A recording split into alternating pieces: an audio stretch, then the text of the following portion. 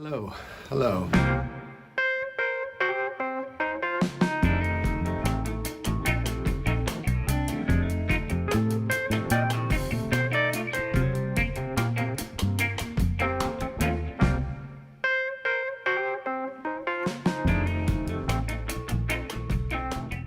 The top 10 books that I want to read in, well, here we are. 1 year ago, I made a video, the top 10 books that I would like to read in 2022.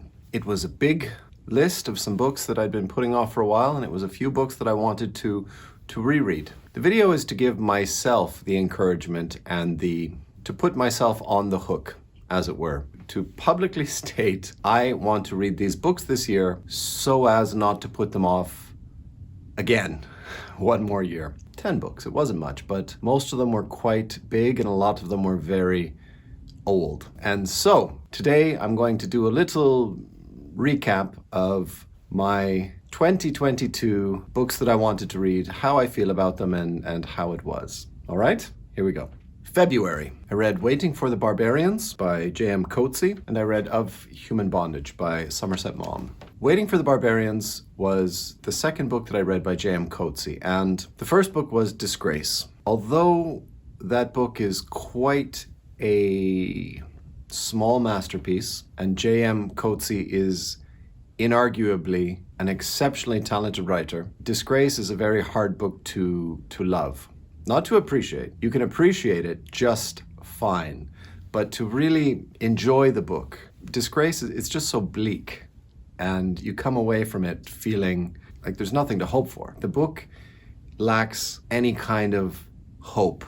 So I read Waiting for the Barbarians, and I enjoyed it a lot more than Disgrace. Well, it's more of an allegory, and in that way, we can read it a little bit more lighthearted than we can read Disgrace. Although, the violence is on the ultra scale. Like, it's in the unbelievable realms. Like, this is blood meridian levels of violence in Waiting for the Barbarians. And it starts off so subtly. We see the evidence of the violence the next day when we are examining the bodies. And that is what happened to those victims. We are approaching the violence, but later the violence is it's right there. You're getting your nose rubbed in it. I enjoyed Waiting for the Barbarians very, very much. The allegory is there is an outpost on the edge of the desert, and they are always worried about the supposed marauding barbarians we are all sure that those barbarians will be invading at some point. We don't know when. They're taking their time, and we haven't seen any for many years, but we know they're out there, and we need to be prepared for those barbarians. But the people grow relaxed until this man comes from the capital, and he decides that he needs to capture some barbarians and get evidence from them, trying to torture the information out of these supposed barbarians that he's captured. It's a wonderful short novel. The violence is insane, but I don't mind that. And the other book in February was Of Human Bondage. I knew that I loved it from really when I got started reading. It was one of the books that I read in the first years of my mature reading development. It's so pretentious. I knew that it was a book that I loved, but it was really time for me to go back and say, well, do you still love this book that you have very faint notions of? Yeah, better than I remembered. Much better. Now that I've read a lot more writers and literature taste is a bit better than it used to be, I think Somerset Maugham Of Human Bondage is one of the greatest books of the 20th century. I love it. I can't rate it highly enough. March was a big month for my reading list. I read Silence, I read The Unconsoled, and I read The Savage Detectives. March was a really powerful month. Silence by Shusaku Endo. Shusaku Endo was a Catholic in Japan, which is, even today, I've been told by my language and culture teacher at university that publicly claiming to be a Christian, and specifically a Catholic, is still not quite the thing to do in Japan. There's still some resentment from the 1700s. Not resentment, just a bit of suspicion. What happens in this book is quite exactly what happened in history, that Japan, as a nation, religiously, they tend to be practicing Shintoism as well as Buddhism at the same time. If you go to Japan, there is a Shinto temple and a Buddhist temple. It doesn't cause any sort of religious or psychological conflicts for people. They have Shinto weddings and they have Buddhist funerals because Buddhism believes in reincarnation and Shintoism does not. It's nice. It's like when you go to the horse races and you bet on all the horses. The Japanese emperor thought that Christianity, and specifically Catholicism, was a threat to the fidelity of the Japanese people. Japan closed its doors to the world for 200 years to remain Japanese, and they only traded with the Dutch. Japan was a closed nation. They did not like the feeling that too many foreign influences were contaminating the Japanese land or spirit or people. And one of the primary reasons of this was the spreading of Catholicism by these Jesuit priests. Jesuit priests were completely outlawed. If you suspected your neighbor of practicing Christian religion, it was your duty to report them to the authorities. If you did not, the authorities would punish the village, not just the people they discovered. They would punish everyone. So it was very much in your interest to give up anyone you suspected. But those persistent Jesuits continued to try to spread Catholicism in this Japanese land. And that is what Silence is about. It's about these two Jesuit priests who work on a Dutch ship for a year to get to Japan. And when they get there, they have to hide desperately, have to keep their location and everything extremely hidden, not only for their own martyrdom, which is pretty much assured. There is a feeling that they will get caught eventually. Also for the villagers that they are trying to help, to assist, because some of them have some Christian sentiment, but it is very, very primitive. They believe something that they have been told, but they don't have an actual priest who can teach them and guide them. So these Jesuits are trying to help foster the Catholic community secretly, very clandestine, because people will be killed, and people are killed in quite strange ways. They're not killed quickly. It is made a public example. They want people to know that this is what will happen to you if you are caught practicing this foreign religion. As I've been told by my Japanese professor that, still today, there is for a Japanese person to claim to be Christian or Catholic, it is a bit, This book is excellent.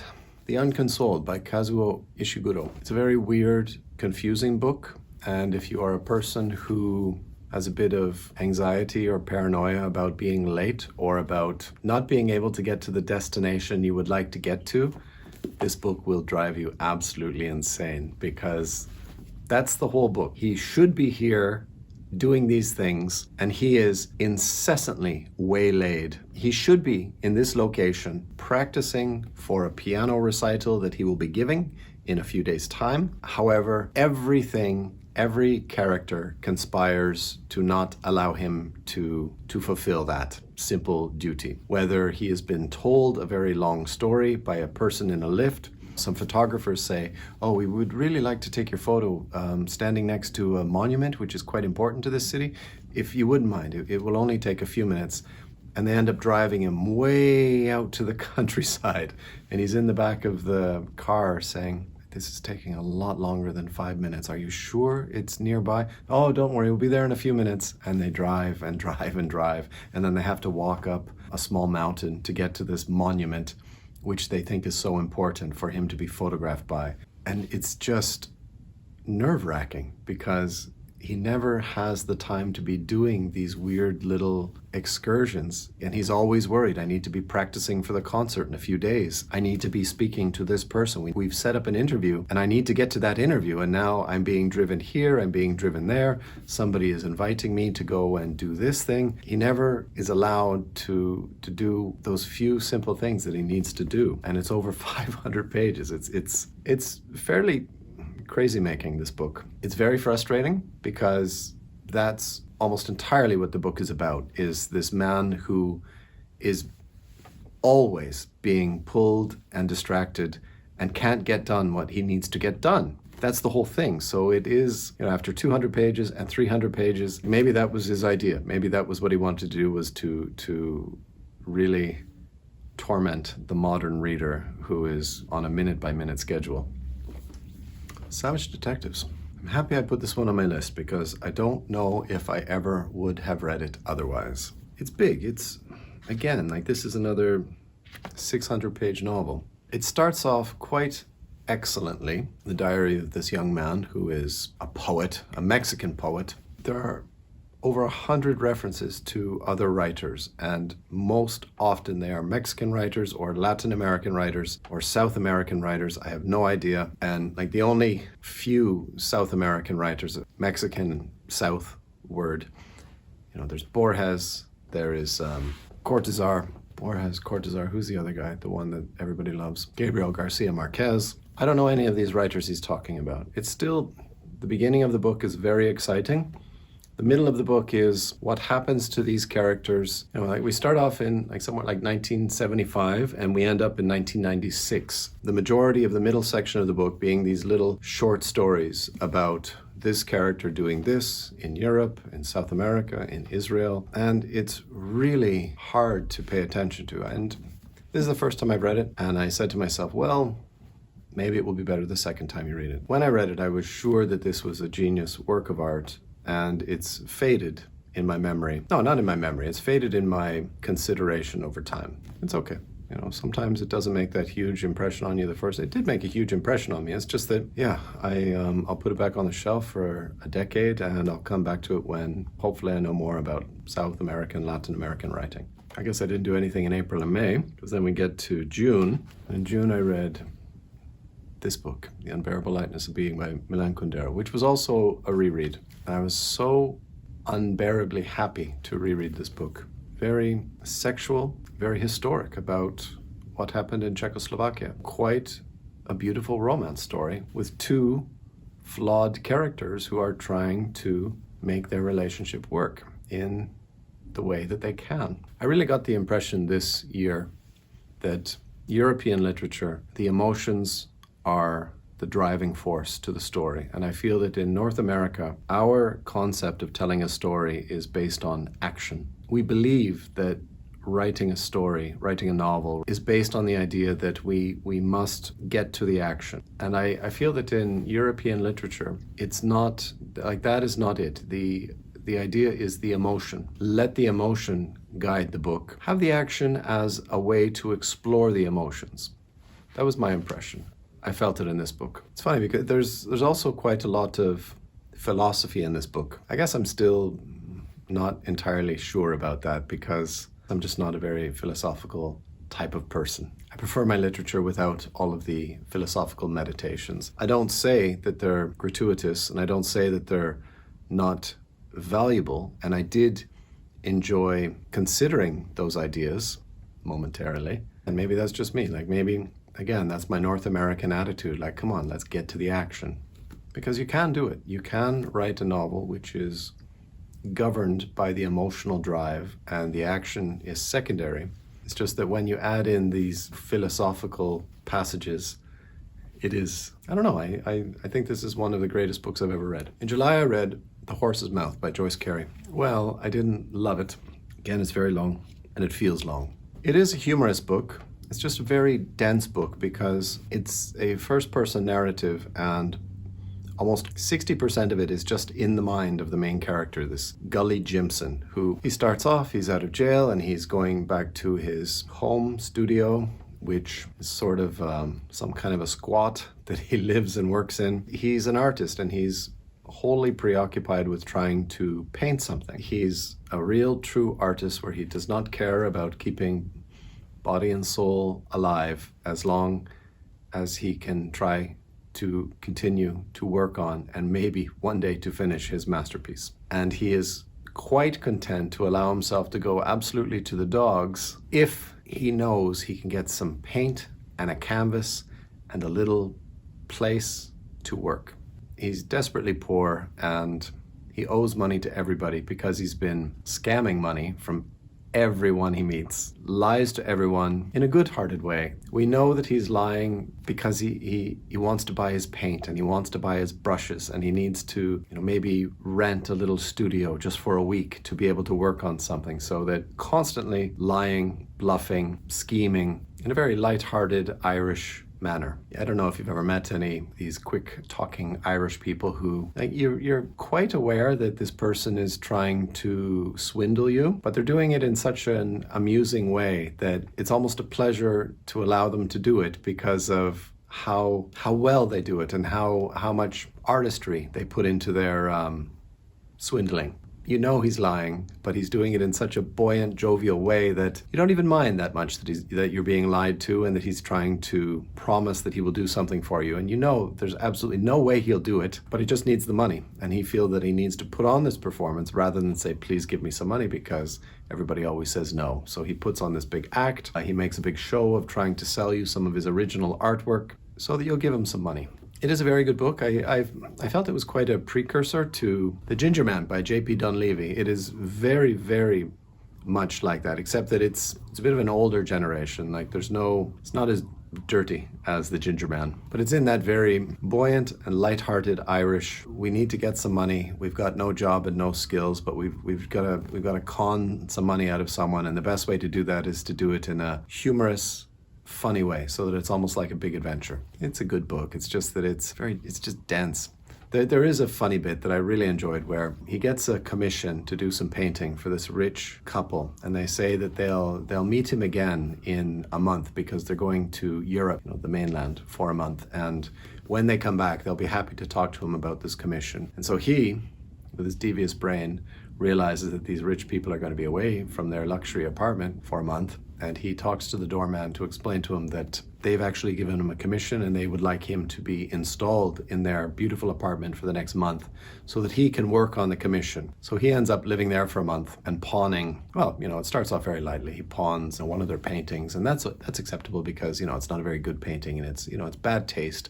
So he's actually doing them a favor if he pawns that, and he'll provide them a better painting anyway. He'll do something much better than that, so they won't even be upset. They probably won't even notice. And then he pawns their silverware and everything. But we don't hate this character because we know that he's just an artist enthralled to his own artistic passion. We forgive him, or at least I do, because I do forgive that artistic expression. Thank God I don't know anyone like that, though. Then we got to August, and I read The Black Sheep by Balzac, who I feel like I've been talking a lot about Balzac recently. 200 years old, so exciting, so fantastically exciting. This is the second book by Balzac I've read, and after the first one, plus this one, I am a committed Balzac fanatic. That's all it took, was 2 fairly short novels. I will read a novel by Balzac every year for the rest of my life. Hopefully I live longer than that, but he did write a lot. Amazing. One of the best of the year. August. September. The Old Wives' Tale by Arnold Bennett. First of all, it's really, really ridiculously hard to find. But I did find it, and then I put it right on the shelf, and it sat there for 3 years. The videos that I'm making, the list, the 100 greatest English written list, this is on that list. That's why I read it. It is a very slow novel. You need to read it in a slow way. At first, I tried to read it on the bus, on the SkyTrain. I couldn't do it. It was impossible. I had to sit on the couch and read 50 pages a day. 50? That seems like a lot. Yeah, I think that's what I did. I read, wow, did I? God damn, I'm so diligent. I read 50 pages a day, and when I read it in that way, it was quite a great book. A very old style, though. This goes back to when they wanted to really paint a broad canvas. But it is an excellent story. It starts off, the first bit is about these 2 young sisters. Something happens. The second bit is about the first sister and her life, her marriage, her family. The second bit is about the second sister, her life, her marriage, her exploits. And the fourth bit is the 2 sisters reunite after many a long year. It is one of those grand, broad, sweeping novels about the serendipitous nature, the amazingly normal exploits that human beings get up to. I shake my head because even the dullest people, they seem to be able to do the most amazing things. They may only do one amazing thing in their life, but they may do it several times with varying results. It is a wonderful book. If you have the patience and you have the time and you have the tenacity and you want that old grand feeling, this is a great book. It's not for everyone though. It's a bit hard for me to recommend this. I had 2 layers of influence. It's on the list that I'm trying to accomplish, and it was on the video I made last year. So that's why I make the videos, so that I get books like this read.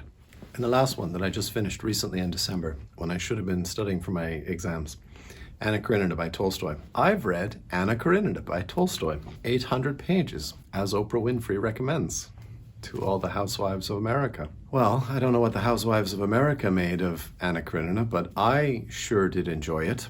Quite a lot more the first half than the second half. I'm thinking about making a video, my Anna Karenina review, my feelings. So I have to say I'm a little bit disappointed, because last year when I made the video, somebody said to me, Grant, the second half of the book, like once you get to the second half, it just rolls along. You'll be swept away by how quickly the second half goes. And I found it the very opposite. Once I'd got into the first 20 pages and convinced myself that I was really going to read this 800-page monster, it takes me about 30 pages. And I say, all right, I guess I'm really doing it. Once I got beyond that, book 1, the first 400 pages was incredible. Like there's this scene where they have this horse racing scene where Vronsky, this dashing soldier, he's going to ride his horse, and he's been training for this. The horse has been training, and he's very excited, although he's quite worried about one of the other soldiers because he has a better horse, but Vronsky thinks he has a chance because his horse is quite good. And this horse racing scene was incredible. It was so exciting. It was wonderful to read. And the second half of the book I found moved very slowly. The first half of the book, there's quite a lot of a question about Anna Karenina.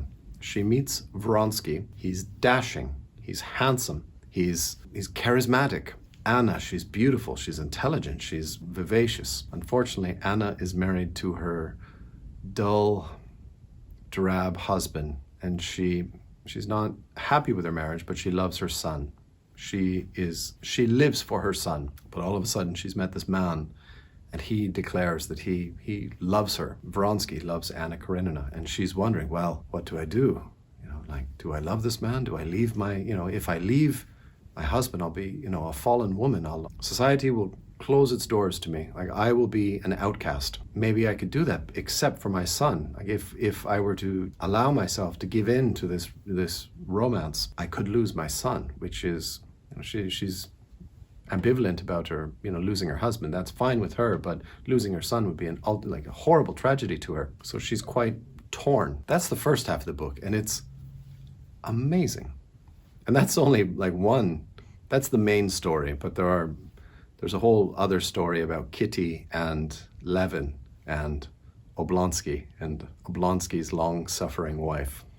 There are a lot of characters in Anna Karenina. It's a great novel, and I suppose that the excitement of the first half really carried me through the second half. And again, this Russian novel, just emotional, full of emotion, constantly. Like it's all of the emotion. People are jealous, they're romantic, they're bitter, they're angry, they're incensed. This constant battling of emotions with the characters, that's what it is. And there are those actions, the horse racing scene, but it's how it incites people to feel those emotions, which really made me feel that European literature is emotion driven, and that's what I like.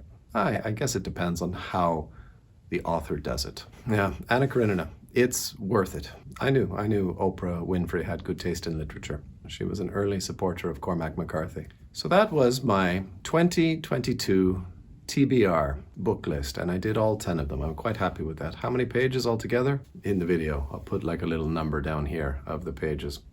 Wow, that's pretty good, eh? How about that, eh? Pretty big number of pages, yeah? But I make the videos to read the hard books and to read the books that, like, I probably would have left Anna Karenina till it was the last book on the shelf. And before I read it, I probably would have gone running out to buy more books before reading that one. But I made the video and I committed. And I think I'm essentially an extremely lazy person, and I need to give myself the impetus to make the effort. And you see, when I do, 10 amazing books, all of them really amazing. Even the ones I'm not over the moon about, every single one of them amazing literature. And I would recommend all of those books to anyone. I really would. These books are really dependent upon your particular tastes. If you like the video, I'm making another one coming soon, where I'll be making my top 10 books that I would like to read in 2023. So if you like the video, please give it a like, please subscribe, please tell your friends, tell your mother and her neighbors that I'm making these videos. And you don't even have to watch them. You just can put it like on autoplay on YouTube. If you're going away for the weekend, just let the videos play. That's okay for me also. So I'm making a lot of videos and I'm trying hard to make them kind of fun to watch. I hope you enjoy them. And all that is by way of saying that I'll have another video for the next year's 2023 reading list coming soon. All right, my nose is so itchy, I have to say goodbye now. Thank you very much for watching. My name is Grant. This is Grant Loves Books. Insert catchphrase here.